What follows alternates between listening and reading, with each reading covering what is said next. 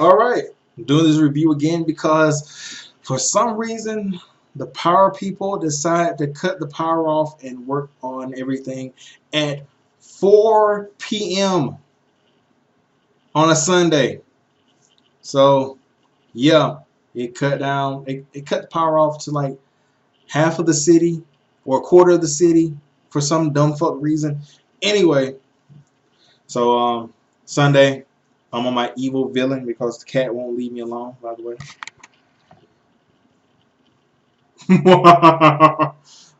Anyway, so this is my first Impact review in a while since my computer went down. So I will be back to doing reviews with Tech Rev. Shout out to Tech Rev. To Sean, we already did some reviews or whatever. But I just wanted to get back into the swing of it, you know, build my own fan base up a little bit. Um, and yeah, this is my first Impact review, like I said, in a while. Haven't even been watching Impact. And I watched it on Twitch. And my thoughts on Twitch is it's different because you don't get the commercial breaks. You get Don Callis and I guess whoever. I guess it might not be Don Callis and Alicia. It might switch up or whoever. It's kind of weird because they don't seem to really give a fuck. Not really. But I do like that Impact is doing that with the Twitch because it kind of eliminates the excuses of why you don't watch Impact, why people don't watch Impact. Now, granted, if you don't want to watch Impact, fine. I don't care. It's America. Whatever. So the biggest thing people throw up, oh, I don't have Pursuit. I don't have Pursuit. Impact. I can't watch it. It's on Twitch. Oh, it comes on too late, which I definitely understand that. You can backtrack it at any time, or you have the internet, which everybody should have. You can watch it on another site, so that's not really an issue. Whoa, cat. But it just eliminates all the excuses that people throw out to why they can't watch Impact when they can just say, look, I don't want to watch Impact because I don't want to watch Impact. Not, oh, it's too difficult, or I gotta do this, I gotta do that, and I don't want to watch because of that. Those excuses are gone. Anyway, so the show starts off with Johnny Impact coming out bragging about beating Moose, Cross, Brian Cage in a fatal four-way. And then out comes Moose. Moose calls him a crybaby champion, saying that he sucks. He's the worst champion in Impact history. Debatable. Then comes Killer Cross. Killer Cross, he's like, I'm sick and tired of Moose because he wears all these weird ass clothes. Funny style dressing ass nigga. And then Moose is like, look, man, you told me your favorite designer was this guy. And it was kind of a comedy spot. And I liked it because it showed that Killer Cross isn't just he's a character, but he's like not like an over the top character that you couldn't see like anywhere. He's more of a relatable a character that you could see in society. Like, yeah, that guy, like, hey, that guy's not to be fucked with, but it's not like ha ha ha cartoon crazy. It's like real life crazy or real life brutality. So Impact Energy, he says that Moose and Cross need to have a match together, and whoever wins, they'll be facing Impact for the championship. So the match goes on. It's pretty fine. It's whatever. Bad guy versus bad guy spot. Low blow here, low blow there. Cheating here, cheating there. It goes to the outside, and Killer Cross gets in a confrontation with Impact. He throws hot coffee in his face, and then Moose pump kicks. Hold on one second. He pump kicks Impact. Impact gets into the ring, beats them both up, but he's overpowered. And then out comes Cage to save the day. Then backstage, I may be skipping ahead a little bit, but just continuing on. Cage, he's sitting there. Impact comes in and says, look, we need to take out these two guys so we can have a match. I know you want to have a match with me, try to get the championship, blah, blah, blah, blah. Cage is like, no, you lied, and you know, I'm not even falling for that anymore. Impact hands him a contract. We take these guys out. We'll have our match, no interference, and where's it gonna go? Impact turn on Cage, Cage turn on Impact, blah blah blah blah. Hey, I'm intrigued. So moving on past that. Oh, you get LAX backstage, and they're preparing for the match against the Lucha Bros. And Conan, he's in his usual spiel, but I think he throws in this new line. I'm not sure, like I said, I haven't watched it in a while. He says, "We're like scarecrows, outstanding in our own field." And Santana just looks at the camera like, "Bars." But did you guys catch that? That was bars, bro. Bars. So, you know, kind of funny to me. To me. Um, Gene and Flashback, who gives a fuck. Then you have the Rascals in their clubhouse, and Zachary Wentz and Trey Wingo, they're going back and forth about who can beat Ethan Page. And Trey said Zach said he can beat Ethan Page, and Zach says fine, or whatever. So next we're gonna get Ethan Page versus Zachary Wentz, and this week Trey, he decides to team up with Dez to face the Desert Hit Squad. And walks in Gama Singh. And he's like, you guys are here doing whatever, trying to train to fight the Desert Hit Squad. It's not going to work, bro. Desert Hit Squad, they're the shit. And you guys are smoking this garbage. Let me show you how it's done. He brings out I don't know what the thing is, the hookah. And he has it filled with a highly powerful substance. And he pretty much smokes Zachary Wentz into a slobbery coma. Has Trey Wingo twitching and puts Dez to sleep while he's still smoking the big boy substance. Then you have the match. Desi, I like how the wrestle came out like they were completely fucking wasted. Like Gama shit was just OG Super Kush, Snoop Dogg, piss, and all that. Best part about this match, like I said, it was a solid match. Best part about this match, Trey Wingo. Is it Trey? Trey, I'm gonna just say Trey. Trey Miguel. It's Trey Miguel. He's fighting against Raj, and he hits some like a mule back kick thing to Raj's knee, and then he runs into the ropes, drops down to the bottom rope, and hits a back rolling cutter. Sickness. Rascals end up getting the win with Trey hitting Meteora from the top rope, the double knees from the top rope onto I think it was Raj's face, or was it Gama Singh's son? By the way, I didn't know that was Gama Singh's son. Is that kayfabe? Was that real? Either way, yeah, Rascals win. Then moving forward. Moving forward. Oh, this part was awesome. You have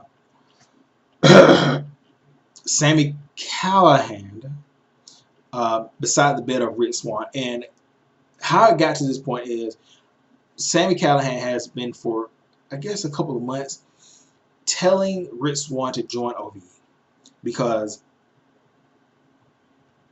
they're friends in real life. When Rich Swann had nothing, he was homeless, blah blah. He stayed on Sammy's couch. Sami Callihan kept him through some bad times, and they've been traveling the world together.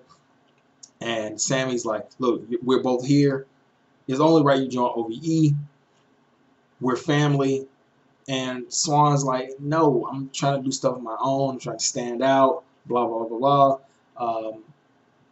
And last week, Sami Callihan he told Swann to do something, and Swann said no, which led to Sami Callihan power driving him off of the stage. And this week, with Swann in the hospital, Sami he's beside his hospital bed, and Swann wakes up. He's like, what the fuck, whatever. And Sami says, look, I'm not mad at you. You stood up to me. That takes balls. But, why are we fighting? You just gonna keep making me hurt you because we should be together. You know, I was there for you for your wife when that situation happened. Not really alluding to it because you know Soo Young is his wife, so you really can't bring her into that because you'll break her character. So you know, he just says his wife when he was homeless, a kid, like he you know brings all these situations in. And a nurse comes in and she's like, "Sir, you can't be here. You're not family." And Swan, after having this like disgusted look on his face of like whatever, he you know sits up a little bit. He says, "Look, he is family." And Sammy hands him an OVE T-shirt. Where it goes from here, I don't know. I'm intrigued. Um, you have Eli Drake uh, versus Eddie Edwards. Before the match, Eli Drake he talks about you know Eddie Edwards, you know, being a hardcore wrestling, how he wants to eliminate hardcore wrestling from Impact because he's the last of the dying breed, a pure wrestler.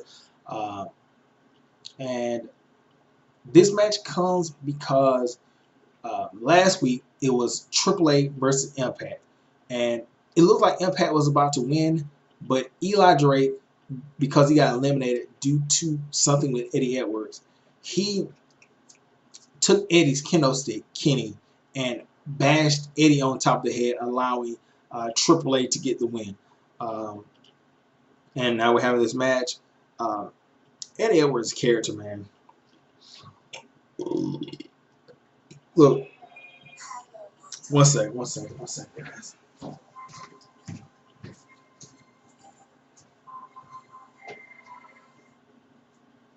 Hello? Okay. All right.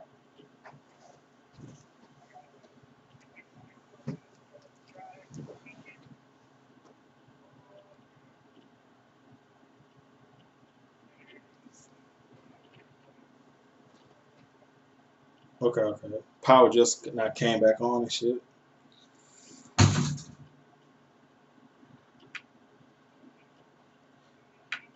All right.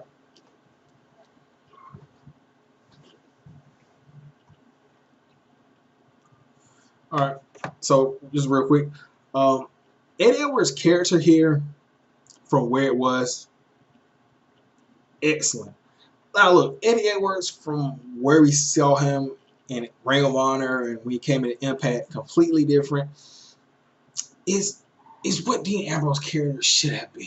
An idiot savant wrestler. A guy that, you know, is crazy, but all of a sudden he'll just bust out these technical moves that you aren't expecting out of nowhere, like uh, the chops, the suplexes, the blue thunder bomb, but still have the elements of unpredictability, something you don't see every match and everything like that. And Eddie has really gelled into this character. And look, I'm not saying this is the best crazy character ever. I'm not saying he's the best character on television. I'm just saying he's playing what's given to him very, very well. Um,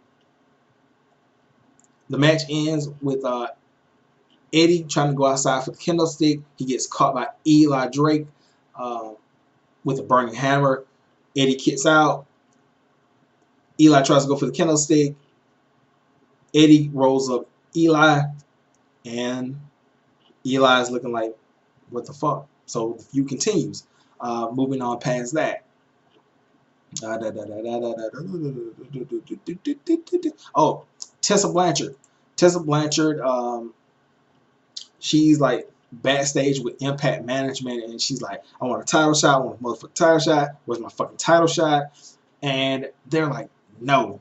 And then the reporter comes up, he's like, hey, let me, what happened there, Tessa? And she's like, they won't give me a title shot because I beat up Gail Kim and they're protecting Gail Kim, but I'm gonna get a title shot anyway because I'm gonna raise some hell, boy. So you have a match between Alicia Edwards versus the debut of Delilah Doom. Like Delilah Doom, good character. Seeing some of her stuff on the internet and matches. You could have something here. just don't Shotzi Blackheart it here, you know, 1 or 2 matches, and then we don't see her from her again. Let's try to build this roster up, people. Please. Alicia Edwards, look, she's hot. No disrespect, Edwards, but she needs a character and not something that's in line with Ed Edwards. She needs her own stuff. She still kind of sucks in the ring. Like she's where I forgot the black girl's name. You know what I'm talking about, the girl on fire. She's where she was a year and a half ago. Now she kind of sucks in the ring. Anyway, so Delilah and Alicia having a match. Out comes Tessa Blanchard, who is, I'm gonna just say it, the definition of a butterface. Like what? From here, like this is the only part that fucks up Tessa Blanchard. Like I still would hit, like no doubt, bro. But her chin is just like crimson chin level stuff, long as shit. But she's still beautiful though. Body banging, muscle, blah blah blah. Anyway, just that chin, bro. Just that chin. So she takes out Alicia Edwards with the press slam. Her and Delilah do have a little bit of an altercation. Delilah gets her on the ropes, literally. Delilah tries to go for a 6-1 knee. Delilah, instead of a 619 kick, she hits a knee, which is kind of cool. But Tessa catches her, slams her to the mat, and then does a deadlift, sit out, splash mountain powerbomb, which was kind of impressive because Delilah Doom is not on the light side. She got some yams back there, bro. And yeah, she would do that to Alicia. Not really impressed because Alicia is like really tiny and small. But let me see right here. What was it? Yeah. And yeah, so Tessa just leaves a wake of destruction right there in her wake. Then moving forward, oh, you have James Mitchell and Rosemary. They're talking. Allie's breasts like huge. Like I'm trying to listen to them talk, but like they're just out there, bro. And Allie's just fucking hot. I don't know. Maybe it's because he changed her outfit and the way she looks. Not the mask shit. Not that. I'm just talking about makeup wise and everything like that.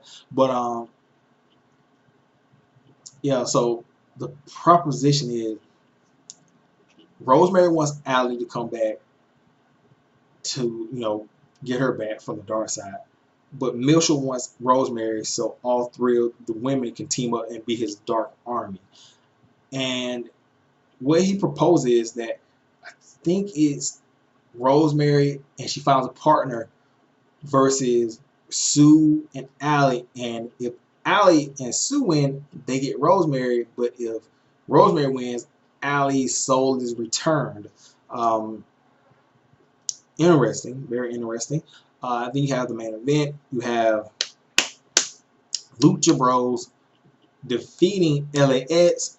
Great match. Great match. I can't really, not to say I can't really, but it would be a disservice to try to talk about what happened in this match because it was a lot of spots, a lot of interesting stuff. Lucha Bros end up winning with that Fear Factor top rope double stomp stuff type of thing. After the match, Lucha Bros shake Conan's hand and Don Callis like, Conan, he's a legend. I don't know about that, bro. I don't know. Is Conan a legend? Is he? I don't know.